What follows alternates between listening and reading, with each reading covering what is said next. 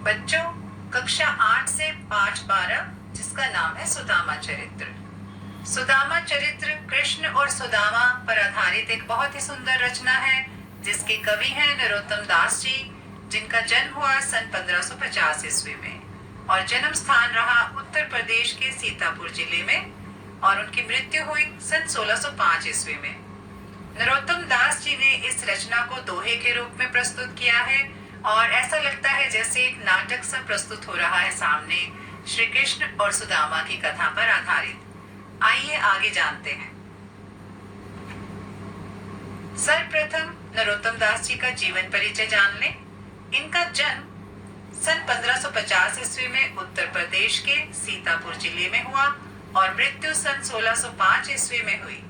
इनकी प्रमुख कृतियां अर्थात इनकी प्रमुख जो रचनाएं हैं वो हैं सुदामा चरित, धरुचरित और नाम संकीर्तन, विचारमाला आदि। इनकी रचनाएं बहुत ही प्रसिद्ध हैं और लोगों में बहुत ही लोकप्रिय भी हैं। आइए आगे जानते हैं। ये भक्ति कालीन कवि थे। कालीन का अर्थ है काल अर्थात समय। ये भक्ति काल के बहुत ही जाने माने प्रसिद्ध कवि रहे हैं। भक्ति काल का अर्थ है उस समय ईश्वर की भक्ति पर आधारित बहुत सारी रचनाएं रची जा रही थी अनेकों कवियों के द्वारा। इनकी भाषा प्रभावपूर्ण सरस ब्रज भाषा है। ब्रज क्षेत्र की बहुत ही सरस भाषा का प्रयोग किया गया है तथा इनकी शैली काव्यात्मक नाट्य शैली है। इन्होंने जो ये रचना रची है बहुत ही काव्यात्मक अर्थात गाई जाने वाली कविता है और इस कविता को पढ़कर सुनकर ऐसा मालूम होता है जैसे एक नाटक सामने खेला जा रहा है अर्थात श्री कृष्ण और सुदामा की कथा पर आधारित नाटक हो रहा है। आइए पाठ प्रवेश जान लें। पाठ प्रवेश में मुख्यतः लेखक अथवा कवि अपनी रचना के बारे में बताते हैं, उसको लिखने के पीछे उनका क्या उद्देश्य है और वे हमें किस बारे में बताना चाहते हैं। आइए सुदामा चरित्र में उन्होंने किस बारे में बताया है, उसमें लिखित जो पदों का वर्णन है वो किस बारे में है जानते हैं। सुदामा चरित्र के पदों में नरोत्तम दास जो इसके कवि हैं उन्होंने कृष्ण और सुदामा के मिलन तथा सुदामा की दीन अवस्था व कृष्ण की उदारता का वर्णन किया है। सुदामा जब बहुत दिनों के बाद द्वारिका आए कृष्ण से मिलने के लिए, इसके पीछे उनकी पत्नी द्वारा उन्हें जबरदस्ती भेजा जाना था, उनकी कोई अपनी इच्छा नहीं थी। बहुत दिनों के बाद दो मित्रों का मिलना और सुदामा की जो दीन अवस्था थी, जो गरीबी में वे दिन गुजार रहे थे, बहुत ही दयनीय अवस्था थी उनकी, इस चीज का वर्णन किया गया है। और कृष्ण की उदारता का वर्णन भी किया गया है, किस तरह से उन्होंने मित्रता का धर्म निभाते हुए सुदामा के लिए उदारता दिखाई और उसके लिए वह सब किया जो एक मित्र को करना चाहिए। साथ ही इसमें उन्होंने उनकी आपस की नोकझोंक का बड़ी ही कुशलता से वर्णन किया है। इन पदों में आप देखेंगे कि किस तरह से दो मित्र आपस में छोटी छोटी बातों पर नोकझोंक करते हैं, थोड़ा सा झगड़ा करते हैं। इसमें उन्होंने यह भी दर्शाया है कि कृष्ण कैसे अपनी मित्रता धर्म का पालन बिना सुदामा के कहे हुए उनके मन की बात जानकर सब कुछ उनको दे देते हैं। मित्र का यह सबसे प्रथम कर्तव्य रहता है कि वह अपने मित्र की बिना ही कहे उसके मन की बात और उसकी अवस्था जान ले और उसके लिए कुछ कर गुजरे, उदारता दिखाए, यही उसकी महानता है। आइए सुदामा चरित्र जिसको दोहों के रूप में लिखा गया है उसका काव्यांश जानते हैं कि किस तरह से है। सीस पगाने छगा तन में प्रभु जाने को आहे बसे की ही ग्रामा, धोती फटी सी लटी दुपट्टी अरु पाए उपानहा को नहीं सामा, द्वार खड़ो द्विज दुर्बल एक रहमो चकिसो बसुधा अभिरामा, पूछत दीन दयाल को धाम बतावत अपनो नाम सुदामा। आइए इसकी अर्थ से व्याख्या समझते हैं। व्याख्या कुछ इस तरह से है। सीस पगान झगातन में, सीस का अर्थ है सिर, पगा का अर्थ है पगड़ी और झगा का अर्थ है कुर्ता, तन में अर्थात शरीर पर।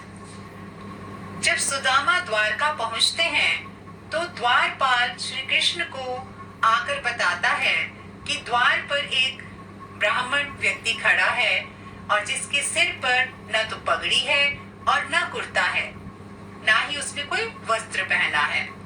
जाने को आहे बसे के ही ग्रामा, जाने को आहे मैंने जाने कहां से आया है, ग्रामा का अर्थ है गांव, और न जाने वो किस गांव से चलकर यहाँ तक आया है, ऐसा भी मालूम नहीं चला, उसने ऐसा कुछ नहीं बताया। धोती फटी सी लटी दुपट्टी, लटी का अर्थ है लटकना और दुपट्टी का अर्थ है गमछा जो कि कंधे पर लेते हैं। अरु पाए उपान्हा को नहीं सामा, पाए का अर्थ है पांव, पैर में, उपान्हा का अर्थ है जूता और नहीं सामा का अर्थ है नहीं पहना, और उसने अपने पांव में जूता भी नहीं पहना है। इन पंक्तियों की व्याख्या कुछ इस तरह से है।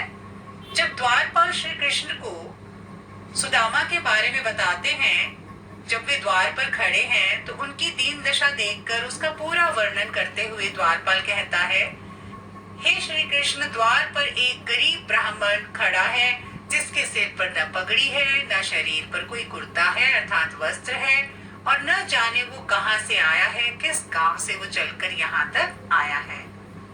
उसने फटी सी धोती पहनी है और कांधे पर गमछा लिया हुआ है और उसके पांव में जूता भी नहीं है। बहुत ही गरीब अवस्था में वो व्यक्ति है और वे आपके बारे में पूछ रहे हैं। आइए आगे जानते हैं। अगले अंश की व्याख्या इस तरह से है। द्वार खड़ो द्विज दुर्बल एक, द्वार का अर्थ है दरवाजा, खड़ो मैंने खड़ा है, द्विज दुर्बल का अर्थ है दुर्बल ब्राह्मण, एक गरीब व्यक्ति। रहमो चकिसो, चकिसो का अर्थ है चकित हुआ खड़ा है वो। वसुधा अभिरामा, वसुधा का अर्थ है धरती और अभिरामा का अर्थ है सुंदर। इस पंक्ति का अर्थ है, द्वारपाल उन्हें आगे बताते हैं कि द्वार पे खड़ा एक दुर्बल ब्राह्मण चकित सी अवस्था में अर्थात हैरान होकर इस धरती को निहार रहा है, अर्थात द्वारिका की शोभा को निहार रहा है, द्वारिका के सुंदर सुंदर महलों को चकित दृष्टि से देख रहा है, हैरानी से देख रहा है। पूछित दीन दयाल को धाम, दीन दयाल अर्थात प्रभु श्री कृष्ण, धाम मैंने स्थान, और अपने प्रभु श्री कृष्ण के स्थान के बारे में पूछ रहे हैं कि वो कहाँ रहते हैं। बतावत अपनो नाम सुदामा, और अपना नाम वो सुदामा बता रहे हैं कि मेरा नाम सुदामा है और मेरे मित्र अर्थात प्रभु श्री कृष्ण का धाम कहाँ है। आइए इस अंश की पूरी व्याख्या समझते हैं। द्वारपाल श्री कृष्ण को आकर बताता है कि वो दरवाजे पर जो खड़े व्यक्ति हैं उनकी दशा कैसी है। कहते द्वार पे खड़ा ये गरीब ब्राह्मण हैरानी की दृष्टि से द्वारिका की सुंदरता को देख रहा है, निहार रहा है, और अपने दीन दयाल अर्थात प्रभु श्री कृष्ण के स्थान के बारे में पूछ रहा है और अपना नाम सुदामा बता रहा है। आइए आगे बढ़ते हैं। इस अंश का प्रसंग कुछ इस तरह से लिखेंगे। प्रस्तुत काव्यांश हमारी हिंदी की पाठ्य पुस्तक वसंत भाग 3 में संकलित नरोत्तम दास द्वारा रचित काव्य सुदामा चरित्र से लिया गया है, और इसमें श्री कृष्ण के बचपन के मित्र सुदामा अपनी पत्नी के आग्रह पर अर्थात कहने पर कुछ आर्थिक सहायता पाने की आशा में, कुछ आर्थिक मदद की उम्मीद में उनकी नगरी द्वारका पैदल जा पहुंचे हैं, और ये उस समय का वर्णन है कि द्वार